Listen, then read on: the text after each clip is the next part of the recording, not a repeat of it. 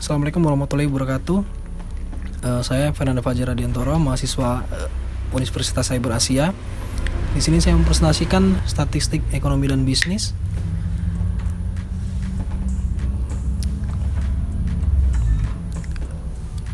Outline yang akan saya bahas di sini itu yang pertama ada deret berkala, lalu peramalan dan probabilitas.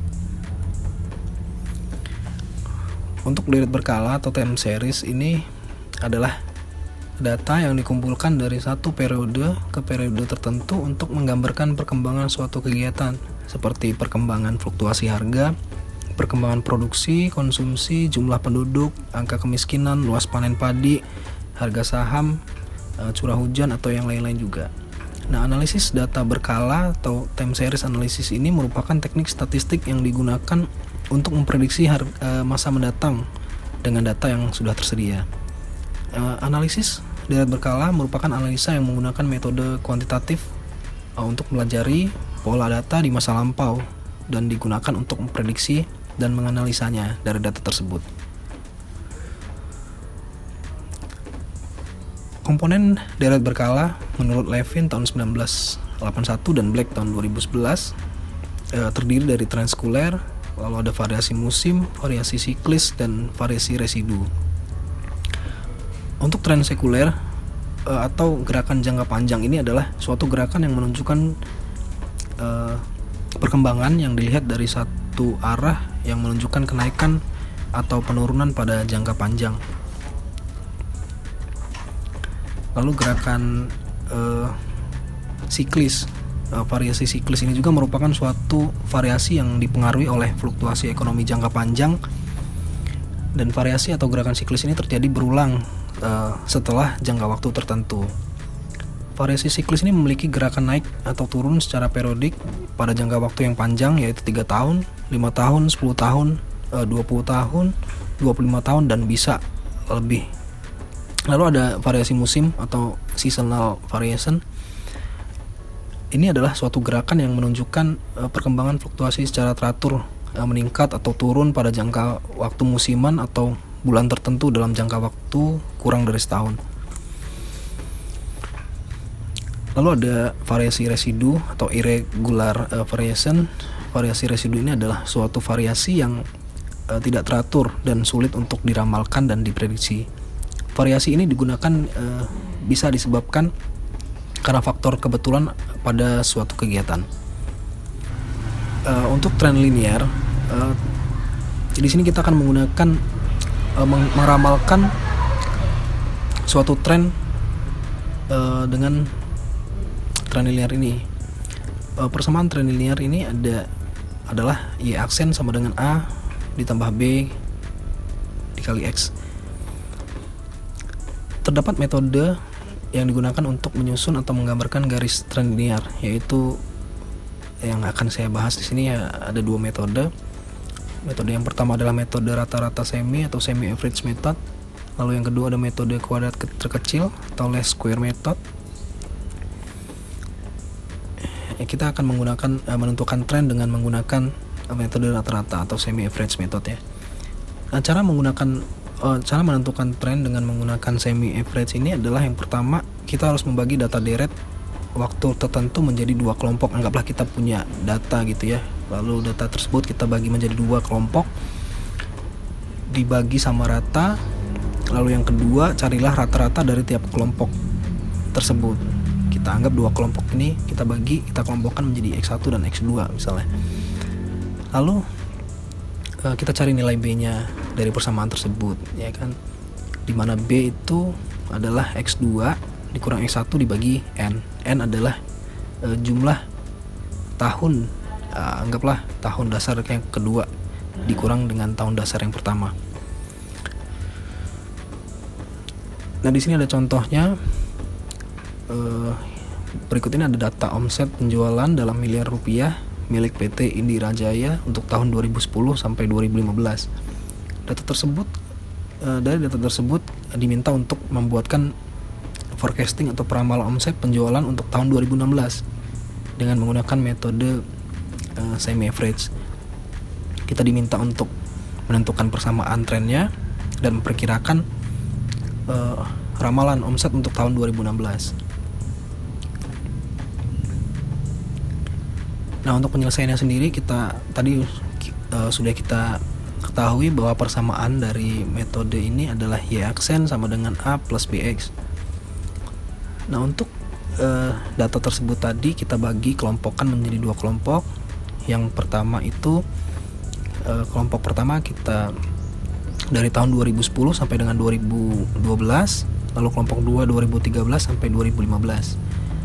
Nah, untuk selanjutnya kita cari rata-ratanya kan. Nah, dari rata-rata kelompok tersebut kita jumlahkan. Untuk data tahun 2010 ada 200, data 2011 ada 250, lalu tahun 2012 ada 300. Kita jumlahkan, ada ketemu 750 dibagi jumlah tahunnya ada 3, lalu ketemu rata-ratanya ada di 250. Begitu juga dengan X2 ya. Nah, kita cari nilai B-nya. Nah, nilai B ini dihitung dengan yang sudah kita bahas tadi, persamaannya adalah B sama dengan X2 dikurang X1 dibagi N. X2 di sini kita ada angka 550. Lalu dikurang 250 dibagi dengan jumlah tahunnya ada 3 tahun ya. Untuk 3 ini adalah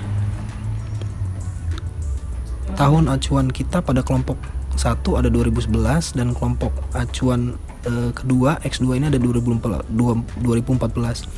Lalu 2014 dikurang 2011 dapat angka 3 ya, sama dengan 100 untuk nilai B-nya. Jadi nilai untuk persamaan trennya, kita udah dapat nilai A-nya, itu rata-ratanya. Kita sudah dapat nilai B-nya. Lalu kita masukkan ke persamaan tadi, di mana Y aksen sama dengan A plus BX. Untuk tahun dasar 2011, A-nya ada 250 ditambah dengan 100 dikali X. Untuk penyelesaiannya untuk tahun dasar 2011 adalah Y aksen sama dengan 250 ditambah 100 X. X di sini kenapa bisa 5? Karena untuk tahun dasar 2011 untuk persamaannya kan adalah 0. Nah, untuk 2011 ke 2012, 2013 itu 0 mengikuti urutan ya. Kita bisa lihat tabel di sini, 2011 ada 0, 2012 1, 2013 2, 2014 3, 2015 ada 4, 2016 di sini dapat 5 ya kan. Jadi kita masukkan X-nya di sini 5. Dapatlah Y aksen sama dengan 250 ditambah 100 dikali 5. Nah, untuk hasilnya ada 750. Jadi untuk 2016 perkiraan omset untuk penjualan ada di angka 750. Nah, lalu ada metode yang kedua, ada metode kuadrat terkecil atau least square method. Bersamaannya tetap sama seperti yang tadi. Nah, metode kuadrat terkecil adalah metode yang menentukan garis tren yang punya jumlah terkecil atau kuadrat selisih data asli dengan data garis tren. Kita bisa lihat di sini ada contoh tabel produksi susu dari PT CASA tahun 2014 sampai 2020. Kita disuruh mencari persamaan trennya dan memperkirakan produksi susu untuk tahun 2021. Nah, untuk metode ini kita yang pertama adalah mencari nilai A dengan rumus sigma Y. Untuk nilai A kita bisa cari dengan menggunakan rumus sigma Y dibagi dengan N, di mana Y adalah jumlah produksi dan N adalah total tahunnya. Nah, sedangkan untuk P-nya kita bisa cari dengan sigma XY dibagi dengan sigma X kuadrat. Lalu untuk nilai A sendiri, sigma Y, di sini kita dapat angka 124 dan N-nya ada dari 2014 sampai 2020 ada 7 tahun. Dapatlah angka 17,71 untuk nilai A-nya. Untuk nilai B-nya sendiri adalah sigma XY dibagi dengan sigma X kuadrat. Sigma XY-nya ada 108, di sini, dan sigma X kuadrat ada 28. 108 dibagi 28, kita dapat angka 3,86. Lalu dari angka yang sudah kita dapat sini, nilai A dan nilai B kita masukkan ke persamaan, dimana di sini Y aksen sama dengan A plus BX. Y aksen sama dengan nilai A ada 17,71 dan ditambah dengan 3,68 dikali X. 17,1 ditambah 3,8, dan nilai X di sini adalah 4. Karena apa? Karena di sini kita menggunakan acuan tahun 2017. Nah, jika kita lanjutkan di sini 2021, nilai X-nya adalah 4 karena 2020 adalah 3, selanjutnya adalah 2021 nilainya adalah 4. Nah, kita ketahui adalah hasilnya 32,43. Nah, jadi untuk peramalan produksi susu tersebut kita dapat untuk tahun 2021 adalah 32,43.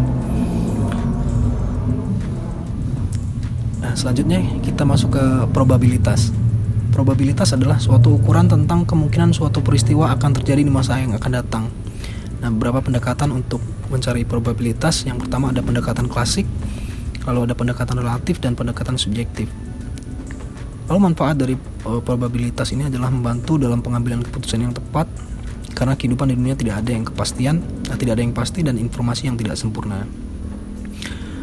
Nah, kita masuk ke pendekatan yang pertama. Di sini adalah pendekatan klasik. Pendekatan klasik ini didasarkan pada peristiwa yang bersifat eksklusif dan asumsi hasil dari suatu percobaan.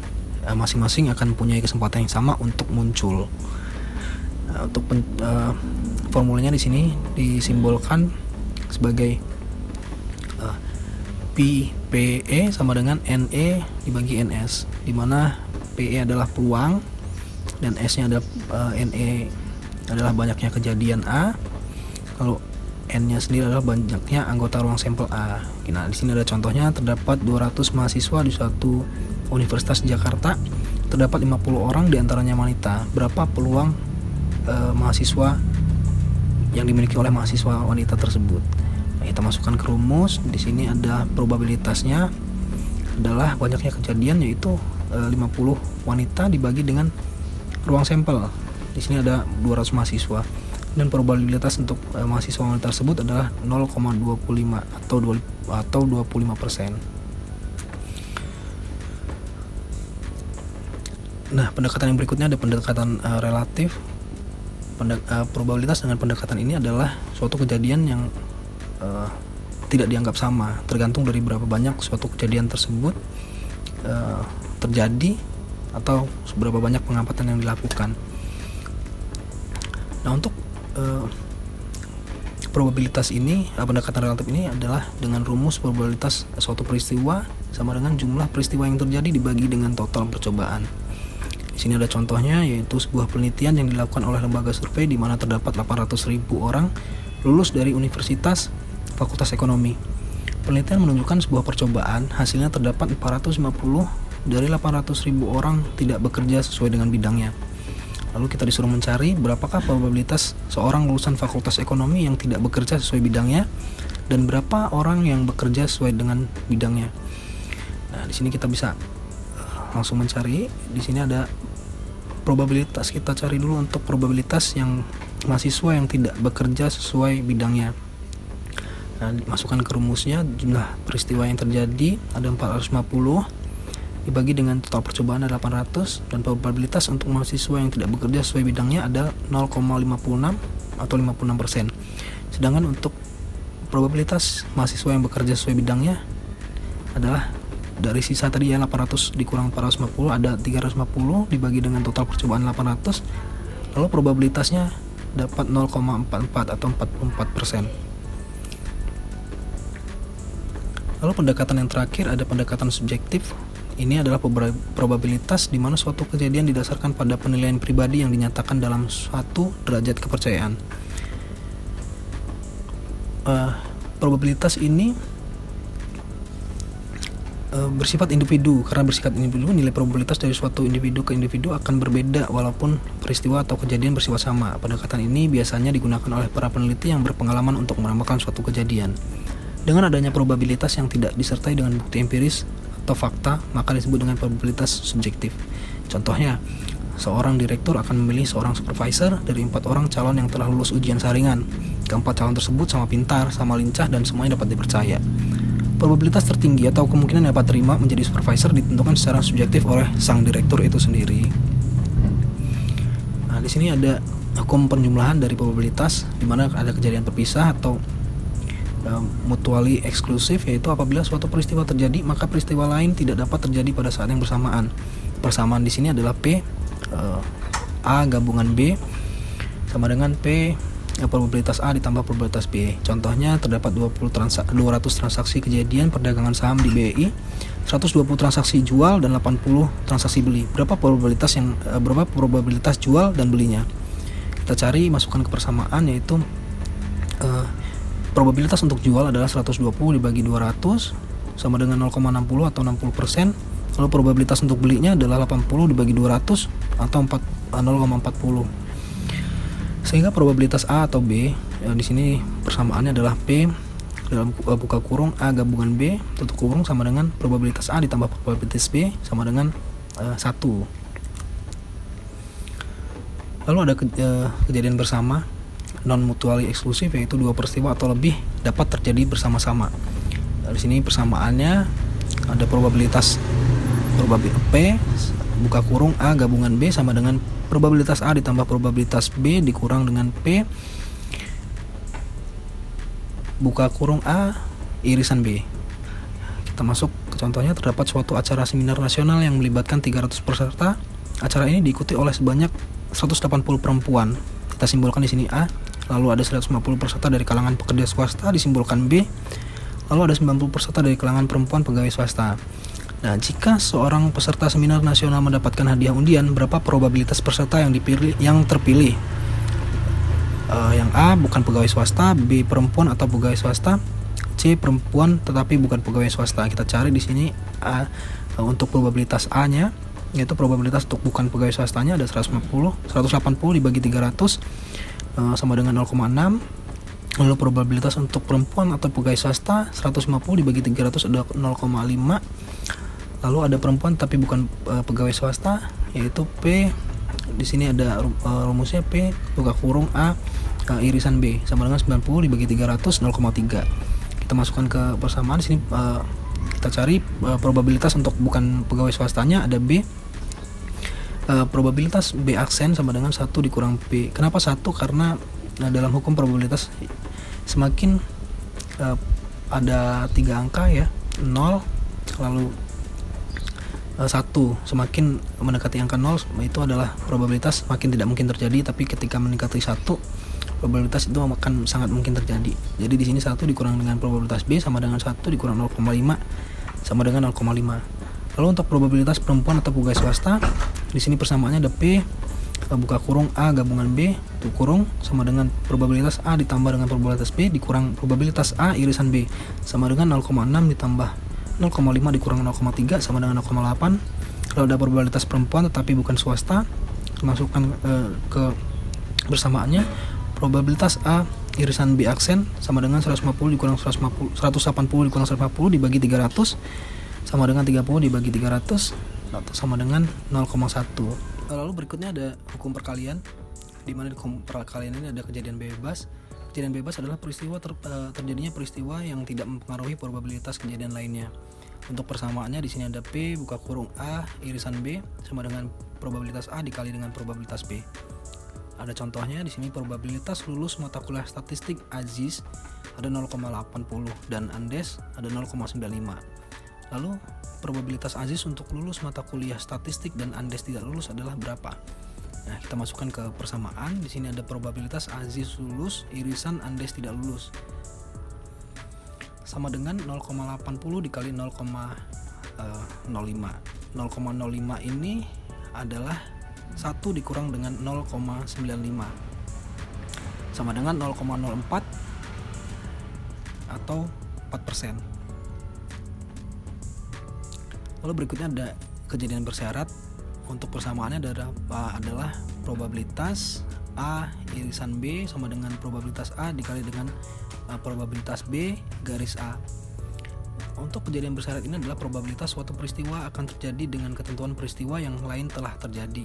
Probabilitas bersyarat ini dilambangkan dengan P buka kurung A garis B, yaitu probabilitas peristiwa A dengan syarat peristiwa B telah terjadi. Contohnya di sini ada seorang mahasiswa memiliki peluang lulus mata kuliah statistik 0,6. Jika setelah lulus ujian matematika ini dia mengikuti ujian bahasa Indonesia dan peluang lulusnya 0,7. Berapa peluang mahasiswa tersebut lulus ujian matematika dan bahasa Indonesia? Diketahui adalah probabilitas A, yaitu peluang lulus matematika sama dengan 0,6, dan probabilitas B garis A yaitu peluang lulus bahasa Indonesia setelah ujian matematika ada 0,7.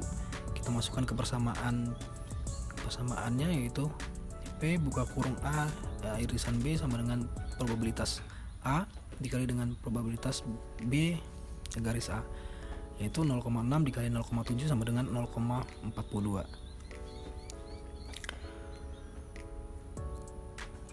Lalu ada teori dari bias. Teori bias ini sangat penting dalam penerapan probabilitas bersyarat. Teori ini pertama kali dikenalkan oleh Thomas Bayes tahun 1702 sampai dengan 1763. Teori bias merupakan teori yang memperbaiki atau merevisi suatu probabilitas dengan cara memanfaatkan informasi tambahan. Contohnya di sini diketahui mata kuliah statistik diikuti oleh 40 mahasiswa semester 3, 20 mahasiswa semester 5, dan 10 mahasiswa semester 7. Hasil ujian akhir semester menunjukkan bahwa 10 mahasiswa semester 3, 7 mahasiswa semester 5, dan 5 mahasiswa semester 7 mendapatkan nilai A. Jika mahasiswa dipilih secara acak dan diketahui mendapat nilai A, berapa probabilitas mahasiswa tersebut berasal dari semester 7? Nah, untuk penyelesaiannya disimbolkan di sini A1 sebagai peristiwa terpilihnya dari semester 3. Lalu A2 di sini adalah peristiwa terpilihnya dari semester 5. A3 peristiwa terpilihnya semester 7, dan B di sini adalah peristiwa mahasiswa mendapatkan nilai A. Diketahui di sini probabilitas A1 sama dengan 40 dibagi 7 0,57, probabilitas A2 sama dengan 20 dibagi 70 sama dengan 0,29, probabilitas A3 10 dibagi 70 sama dengan 0,14. Lalu probabilitas B garis A1 sama dengan 10 dibagi 40 sama dengan 0,25. Lalu ada probabilitas B garis A2 7 dibagi 20 0,35. Probabilitas B garis A3 sama dengan 5 dibagi 10 0,5. Nah, kita masukkan ke persamaan. Di sini probabilitas untuk A3 garis B sama dengan probabilitas A3 dikali dengan P B garis A3 dibagi dengan probabilitas A1 dikali dengan PB garis A1 ditambah probabilitas A2 dikali dengan probabilitas B garis A2 ditambah dengan probabilitas A3 dikali probabilitas B garis A3. Nah, di sini adalah 0,14 dikali 0,5 dibagi dengan 0,57 dikali 0,25 ditambah 0,29 dikali 0,35 dan ditambah 0,14 dikali dengan 0,5 sama dengan 0,14 dikali 0, ada 0,07 dibagi dengan 0,143 ditambah dengan 0,102 ditambah dengan 0,07, dan diketahui di sini probabilitasnya adalah 0,222. Baik, sekian dari presentasi saya. Terima kasih.